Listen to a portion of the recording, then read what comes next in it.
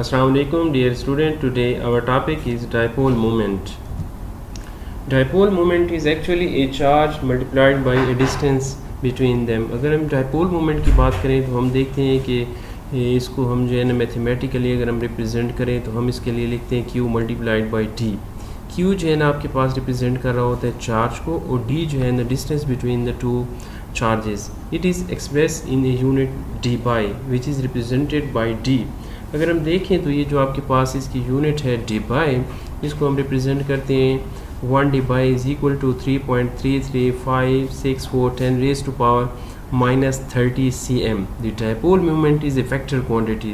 Vector quantity is that quantity which has some direction. जैसे अगर हम इसको देखें यहाँ पे HF को, तो आपके पास ये जो फ्लोरीन है मोस्ट इलेक्ट्रोनेगेटिव एटम है, यहाँ पे जो आपके पास हाइड्रोजन खड़ा है दैट इज़ लेस इलेक्ट्रोनेगेटिव, ये आपके पास हाइड्रोजन जो है पॉजिटिव एटम होता है और जो फ्लोरीन है मोस्ट इलेक्ट्रोनेगेटिव होने की वजह से ये आपके पास नेगेटिव होता है. तो ये एरो एक हम इससे रिप्रेजेंट करते हैं डायपोल मोमेंट को रिप्रेजेंट करने के लिए, और ये एरो स्टार्ट होता है पॉजिटिव से और मूव करता है टुवर्ड्स नेगेटिव. एरो का जो हेड होता है that is towards more electronegative atom.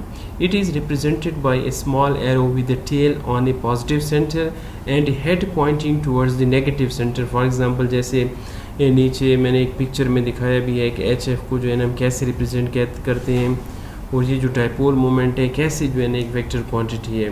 With the help of dipole moment the degree of polarity can be expressed.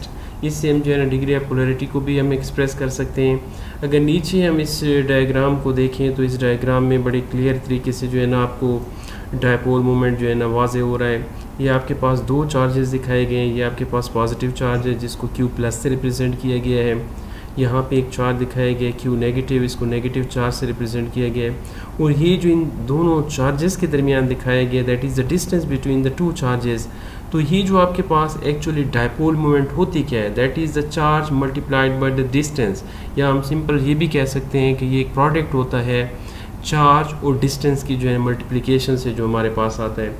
अगर इसी को हम देखें तो इसमें हम देखते हैं कि dipole moment is equal to charge Q multiplied by the charge distance between them. इसको ये जो डिस्टेंस है इसको हम D से भी रिप्रेजेंट कर सकते हैं, इसको हम L से भी बाज़ दफ़ा रिप्रेजेंट कर सकते हैं, इसे हम R से भी रिप्रेजेंट कर सकते हैं एटसेट्रा. तो डायपोल मोमेंट जो आपके पास होता है dipole moment is equal to Q multiplied by R D. Simply अगर हम इसकी चंद एक एग्जांपल देखें डायपोल मोमेंट की, तो फर्स्ट ऑफ ऑल मैं देखता हूँ कि ये आपके पास एक स्ट्रक्चर खड़ा है जिसको हम नाम देते हैं क्लोरोमीथेन. इसकी जो डायपोल मोमेंट है आपके पास है 1.87 डी बाई. तो हम देखते हैं कि इसके साथ जो कार्बन सेंटर कार्बन है 4 हाइड्रोजन के साथ अटैच है. एक क्लोरीन एटम है जो इलेक्ट्रोनेगेटिविटी जो है ना क्लोरीन एटम की तरफ जा रही है. क्लोरीन इलेक्ट्रोनेगेटिव एटम है, कार्बन इलेक्ट्रोपॉजिटिव है. तो यहाँ पे जो आपके पास डायपोल मोमेंट है बॉन्ड मोमेंट है वो कैंसिल नहीं हो रही, और इसकी जो डायपोल मोमेंट है दैट इज़ इक्वल टू 1.87.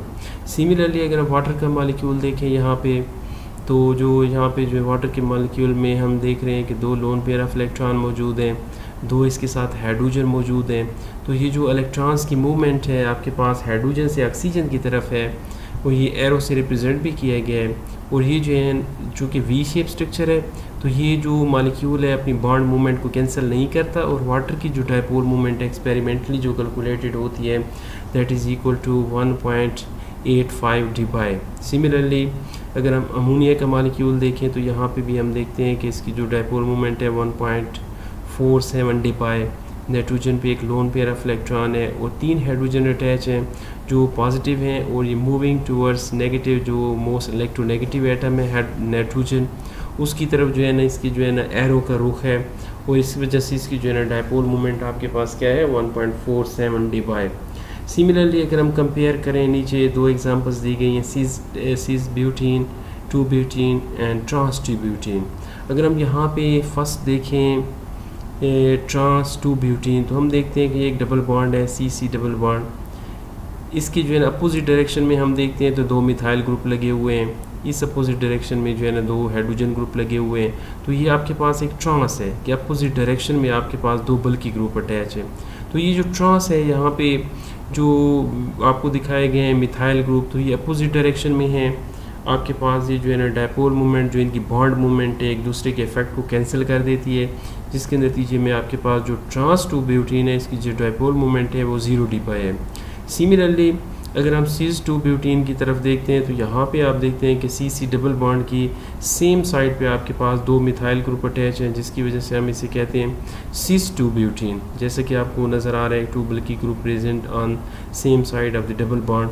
तो ये जो आपके पास ये जो मिथाइल ग्रुप अटैच हैं, ये जो इनकी बॉन्ड मूवमेंट होती है, ये जो है ना कैंसिल नहीं कर सकते, और इसके नतीजे में जो इसकी जो डायपोल मोमेंट है आपके पास, dipole moment is not equal to 0। इसकी डायपोल मोमेंट आपके पास जो सीज की होती है वो 0 पॉसिबल नहीं होती। Dipole moment of cis trans isomer, अगर हम सीज ट्रांस में जो है ना आइसोमर में अगर हम एग्जांपल देख लें 1,2 dichloroethane, in the cis isomer the 2 polar Cl bond on the same side of the CC double bond and the dipole and molecular dipole moment is 1.90. Similarly, in trans isomer the dipole moment is 0 because the 2 Cl bond are on the opposite side of the CC double bond and cancel the bond moment. अगर हम इसको देखें trans पे तो इसकी dipole moment 0 है। उसकी reason ये है कि ये जो आपके पास डबल बॉन्ड के जो है अपोजिट डायरेक्शन में आपके पास ये जो मॉलिक्यूल मौजूद हैं, सी क्लोरीन है, मोस्ट इलेक्ट्रोनेगेटिव एटम है। अगर इसकी इस अपोजिट डायरेक्शन में देखें तो यहाँ पे भी आपके पास जो है ना more electronegative chlorine atom attach है। तो ये जो आपस में इनकी जो है ना बॉन्ड मूवमेंट होती है, उसके इफ़ेक्ट को जो है ना ये कैंसिल कर देते हैं, जिसके नतीजे में आपके पास ये जो ट्रांस 2 डाइक्लोरोइथेन होती है, उसकी जो डायपोल मूवमेंट होती है वो आपके पास 0 होती है। सिमिलरली जब हम सीज का केस देखते हैं तो सीज ऐसे कंपाउंड होते हैं जो डबल बॉन्ड के जो बल्कि ग्रुप जो मौजूद होते हैं या same group on the same side मौजूद होते हैं, इस वजह से हम इन्हें सीज कहते हैं, या 2 बल्कि ग्रुप या 2 बल्कि ग्रुप और 2 same group on the same side. तो ये जो सीज कंपाउंड है, यहाँ पे अगर हम देखें तो ये जो क्लोरीन है, ये जो है ना डायपोल मोमेंट इसकी जो है ना क्लोरीन इलेक्ट्रॉन इस तरफ है, इसकी जो एरो रिप्रेजेंट किया गया है। और इस मॉलिक्यूल को अगर देखते हैं तो हम सी और कार्बन जो इलेक्ट्रो पॉजिटिव है, क्लोरीन इलेक्ट्रोनेगेटिव है। तो ये जो आपके पास सीज 1,2 डाइक्लोरोइथेन है, यहाँ पे इसकी डायपोल मोमेंट 1.89 डिबाई है।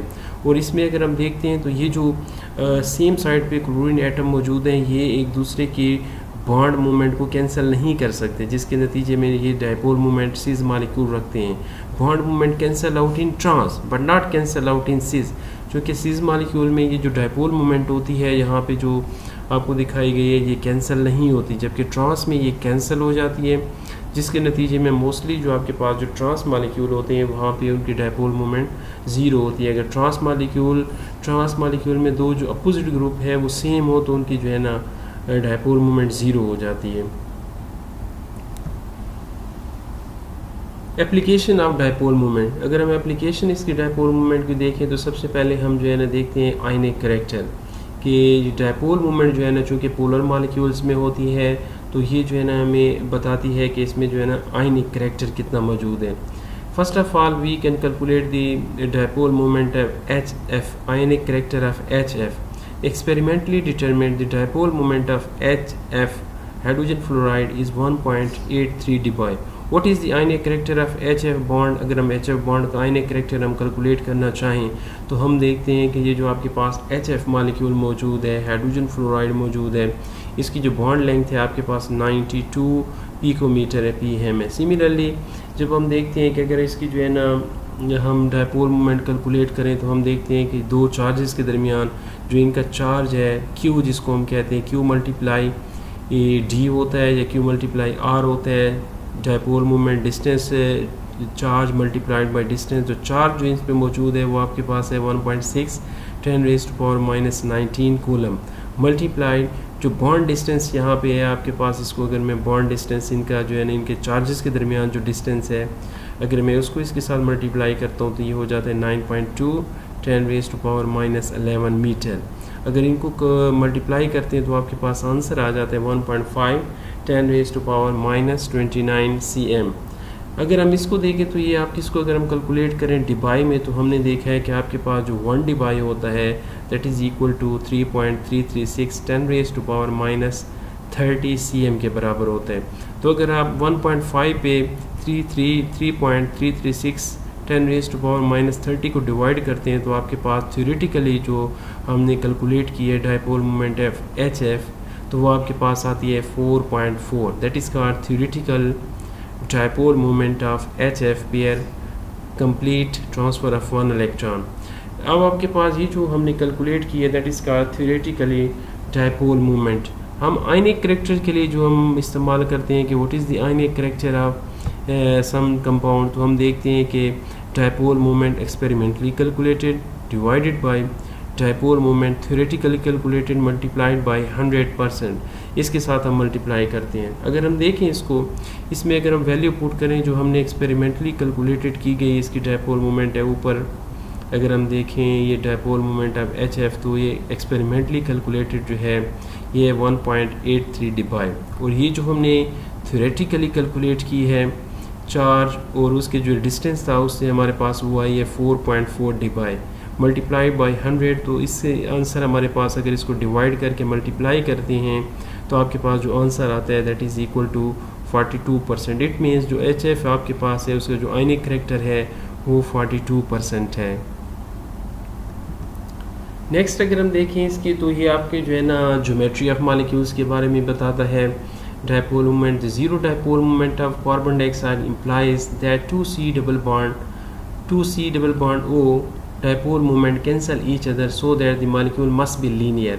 तो ये सबसे पहले अगर हम इसको देखें कि कार्बन डाइऑक्साइड का जो मॉलिक्यूल है इसकी जो डायपोल मोमेंट है ज़ीरो है। ये जाहिर करती है कि ये जो कार्बन डाइऑक्साइड के ये जो दो बॉन्ड दिखाए गए हैं दरमियान में, ये आपके पास जो कार्बन खड़ा है पॉजिटिव है और दो इलेक्ट्रोनेगेटिव ऑक्सीजन, और ये डायपोल मोमेंट को एरो से शो किया गया है टुवर्ड्स पॉजिटिव टुवर्ड्स नेगेटिव। तो अब देखते हैं कि ये एक दूसरे के इफेक्ट को कैंसिल कर रहे हैं, बॉन्ड मूवमेंट जो है ना इनकी कैंसिल हो रही है, और डायपोल मोमेंट जो है ना कार्बन डाइऑक्साइड की ज़ीरो है।